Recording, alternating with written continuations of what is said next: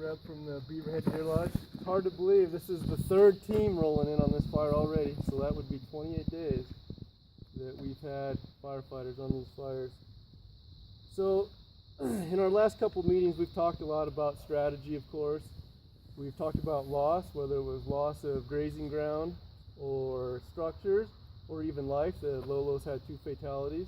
So we talked a lot about that. And last time I hit on perspective a little bit, and I'll just touch that real quick again. We're still in a pretty good place. You know, if you think about the 2 young gentlemen that lost their life on the Lolo, we're doing a lot better than what their families are, even though we're breathing this smoke and we got the fire right above your guys' homes right now. So what I want to talk about tonight is just some of the success we've had. It's been a month of people's lives that have been out here trying to help us. So I just want to get us in a little, I don't know if you're in a bad frame of mind, but I'm getting a little tired in a bad frame of mind. So I just wanted to hit on some of the successes that we had and some of the good things that are yet to come. So I was driving here, I made a list, which I know is unsafe. I was going really slow though. So the first big success is no serious injuries. So that's pretty important, and no fatalities on this fire. So JT did a real good job with the team, making sure that we drilled on safety, and I know Sean's going to do the same thing. Second thing, they've been dealing with a lot of fire on the whole Rock Creek drainage down by the interstate. I couldn't even tell you how many structures were down there, but there was a lot, and then now they're dealing with all these structures. Only one structure's been lost, and that was before the teams took it over, so they've been doing a really good job. Slide Rock, the fire's right on all those cabins up there, and that's where the one was lost. But they've done a great job protecting all of our structures, so that was a big success. Goat Creek fire, that baby's mostly contained. They got line all the way around it, and they're just trying to strengthen those lines a little bit. So that was a good stroke of business because it allowed them to bring some of the crews down here to start helping us out a lot more. A personal one of mine, and I think for the Thompson team too, is that 4325 road. We worked on that in 2015, did a fuel break there. We knew it would be a future investment, and we just didn't know it would be 2 years later as a future investment. And if you look on this fire right now, that's the only controlled line that we have. And that's sitting really good. I was just up there this afternoon. So that was a huge success. Relationships. I think we started pretty good. We had one little bump in the road, but I think we're right back to where we were. And that's super important for all the teams to continue to work on. And I'm not worried about that at all. One thing I'm thankful for is your guys' kindness and generosity to the crews, offering them cookies and soda pops and cabins to stay in, all that.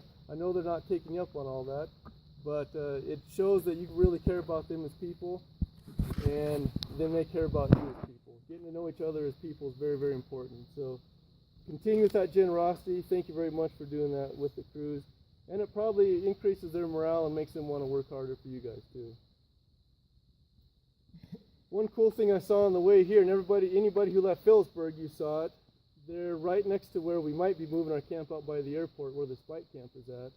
There was a little boy selling Kool-Aid, and on the sign, I took a picture of it, so we should post it on IncyWeb.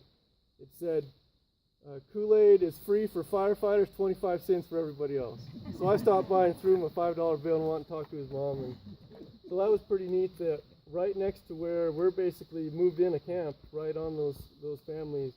Those little kids are excited, and hopefully we can get them to the camp and give them a little tour. And then the last thing I'm super thankful for was JT's team coming again, doing a lot of great work out there.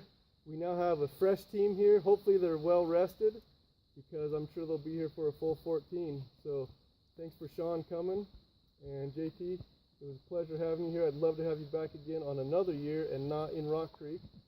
Would be nice. And thanks for all the generosity you guys have been doing with the firefighters. That's super important. So that's all yours. All right. Good evening, everyone. Trust us. I'm Branch down here in the Hogback fire.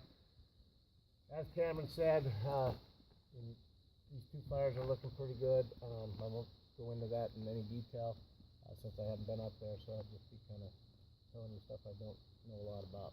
What I'll talk about tonight, though, is the Hogback fire, and from the last time we were here, I believe was Monday. So at that point, we got some easterly winds, and we were able to put some fire from Upper Miners all the way up into the old fire, into the Fishing Point fire. We also tried to come in and put some depth behind it here, but it's pretty green and it's not taken. So that'll be something later on as fuels dry out and things get later in the year. We'll be hopefully putting some more depth into that.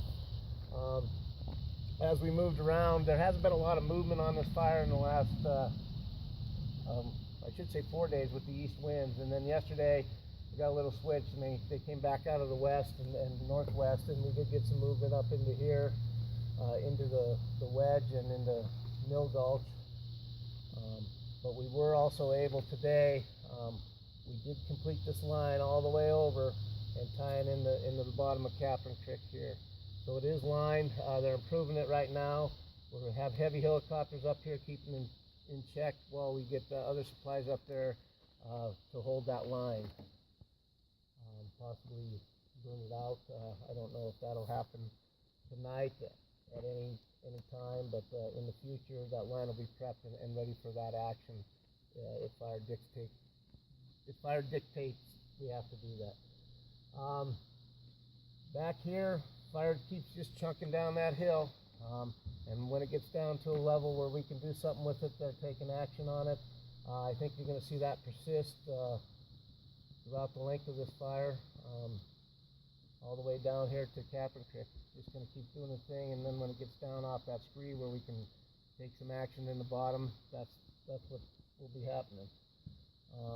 Not a lot of movement in the back. It does seem to move a little bit back there, but then it screes out. And they've been working stuff back here in the little rock cut cabin, and as stuff comes down, they've been taking care of it. We still have a night crew out tonight, 10 people, 10 engines, and there's a 20-person crew out there as well. And that would be the operations kind of since we last talked on Monday and what the fire has done.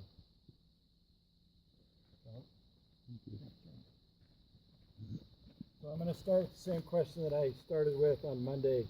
How are we doing on communication? Is it better? Doing good? And Fred, you've been getting your incident action plan some days. I know they dropped off. I got one. You got one, but you haven't got another one. We'll get that fixed. And I don't have internet or any other stuff either, so I gotta rely on the good graces of the neighbors to let me know when there's meetings. Okay. Well, we'll try to get that figured out so we can get that going. So we'll keep the communication going, and I know Sean and his folks will keep the same thing going. A couple of things tonight. One thing is we got lucky with that east wind that persisted, but we're switching back to normal, and so they're predicting a switch in the winds starting tomorrow. In fact, tomorrow they put a red flag warning in for fire weather conditions starting tomorrow evening, and I know that the winds are going to switch back southwesterly and westerly, and so, you know, as big as this thing is, the westerly southwesterly is obviously going to help here, but it's going to cause this fire to move over here. And so, you know, as Charles said, we did get the lines in, and that's been the key stroke of business that we've been trying. We've been chasing that all week. We did, I don't know if any of you guys saw the big airplane come in or not. We did get the VLAT, the big, very large air tanker on Tuesday, I believe, or Tuesday or Wednesday. And they put in 3 miles of fire line for us and 3 drops. And so they were very effective for us, and they're still using the helicopters to put in retardant in certain places as well to reinforce that line.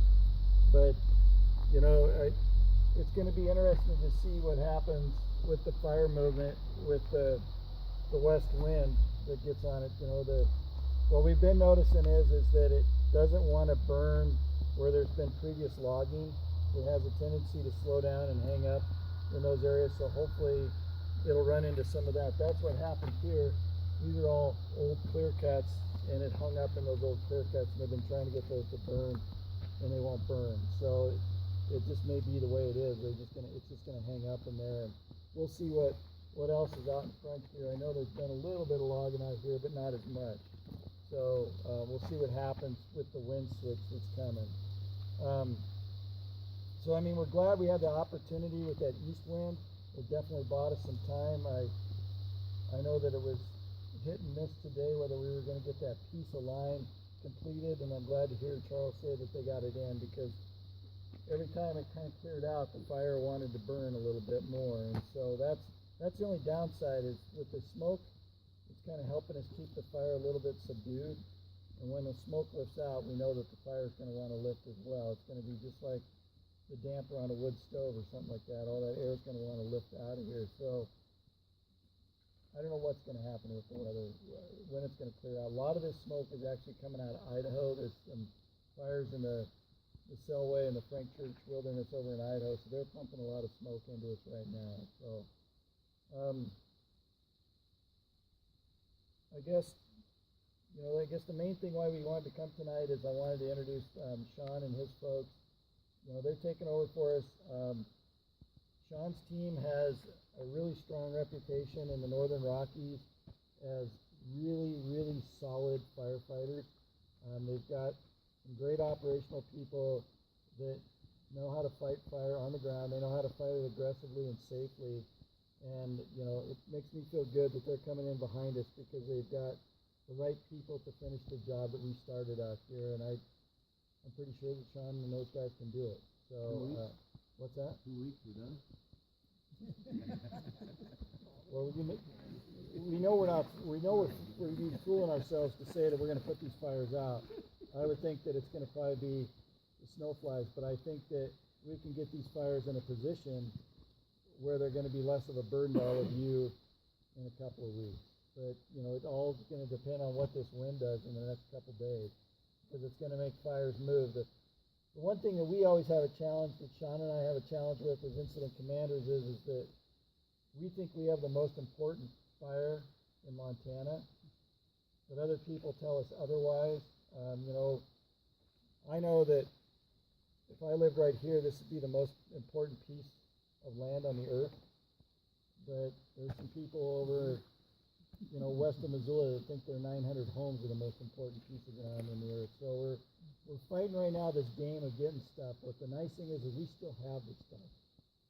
And that's going to be our advantage right now, is that we still have the most firefighting resources of any fire in Montana. And so Sean's got a lot of stuff to work with right from the get-go, and I think that's going to help him be successful in the short term. But as those things time out, he's going to probably have some challenges getting things. But, we're pretty good negotiators as incident commanders and telling them what the problem is that we're confronted with and getting those resources. So I wanted to introduce Sean Pearson. He's standing up back here. I don't know if you want to say anything, Sean, or not. No, I'm happy to be here. Again, the team's out of North Idaho. We're basically from Grangeville up to the Canadian border. Most of my team's been together now for about 6 years. I've been the incident commander on the team for 6 years. We actually just came off the Sunrise Fire, which is over in Superior, off of the I-90 corridor. 2 days off, we were rolling into here. But, Northern Rockies teams, I know JT very well, and I know most of his team very well. Same with all my folks that work for me. So just real quick, Bob Hogback, he's my IT trainee. Larry Sims is my liaison officer, so definitely need to make contact with him. Jill Cobb is my public information officer. And then these two gentlemen back there in the back. Kevin Chafee is my primary operations section chief. He'll be out here with you guys. And then Sam Gibbons is also one of our officer folks. So again, we're hoping to make this as smooth as possible for you, and it should just be them slipping out and us slipping in. If you need anything, the door's always open, let me know, and Larry and Jill are here for you guys too, so we'll make sure that you're getting information. Same phone number.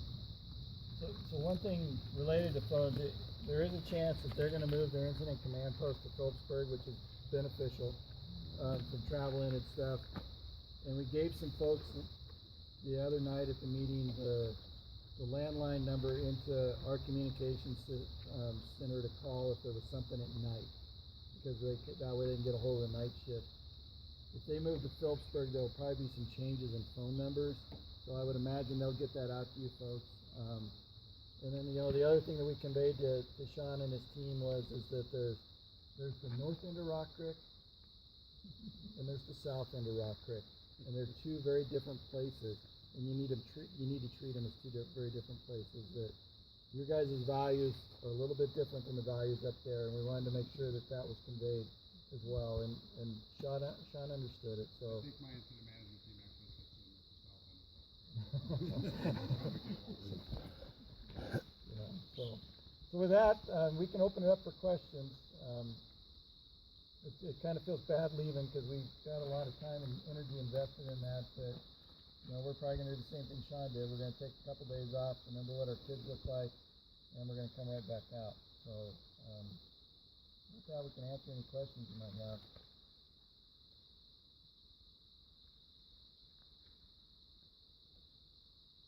Doesn't make it easy on it. Yep, Larry? What's the chances of them getting that big DC-10 back? All we got to do is call. Yep.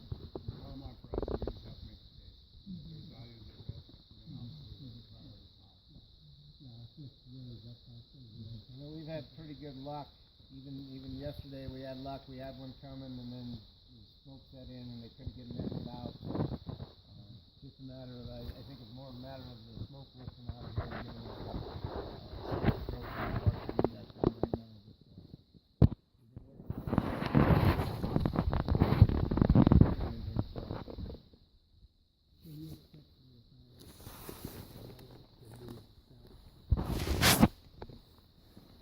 I think it's going to funnel down on drainages down Minor and Cole and Baboon once we get those west winds. Yeah, in the saw pit, and then Scotchman still seems to be holding as green as it is, but matter of time before something gets established over there. But it seems to want to work when you have your regular winds down drainage, down slope.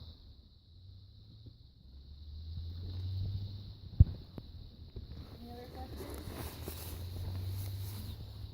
I just had a comment. It seems like this fishing thing is not resolved. I thought you folks were maybe gonna call and have fishing game to cut it off for a while, until when we see people still sneaking in, and it's not so much, parking. Yesterday, we had, one of the local person, they were parked on the road, and we made arrangements with people, at least let you know that we're gonna have trailers and trucks taking cattle out, and there's the vehicle parked on the road. So it just makes it, not so safe for the firefighters. Yeah, we've had a few discussions with Fish, Wildlife, and Parks, and I think part of the confusion was that we reopened the north end, and so I don't know, we just kind of we visited with them a little bit on it preliminary, but we haven't taken action on it. So, I'm going to pass it off to Sean as a consideration to think about if traffic really becomes an issue then. Just so you know, Barb, I did task our fish biologist to get a hold of him because he knows him at a professional level. That way, he has nothing to report back to me yet. So. What? He has nothing to report back, so he hasn't got a hold of him. Oh, Brad Berman. Right. Yeah, I talked to him yesterday. And what did he have to He say? said probably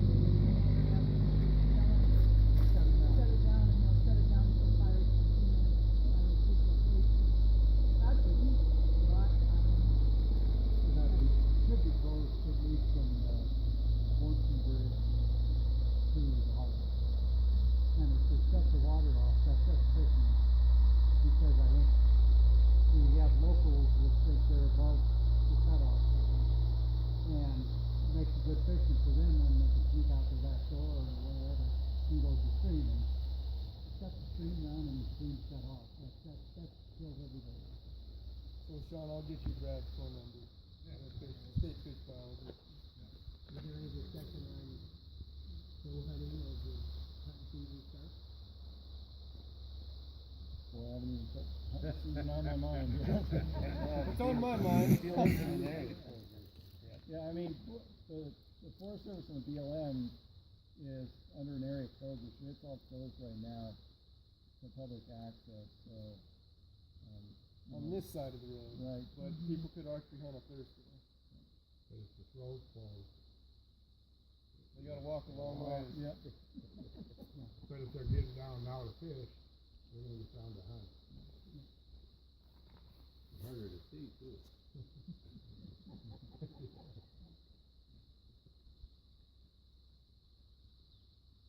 Anyone else? We also want to say thank you to Barbara and Larry for letting us meet here. It's a great location and worked out well. And I think it sounded like it worked out well for folks living on both sides to meet up here. So we appreciate that for sure. And have some cookies and Oh. coffee. And I did it. The crowd's getting smaller, so I hope that's a good thing. Yeah. Yeah. So folks, do we wanna schedule another one of these right now? I mean, have you guys been doing that, or? We have two critical burn days coming up.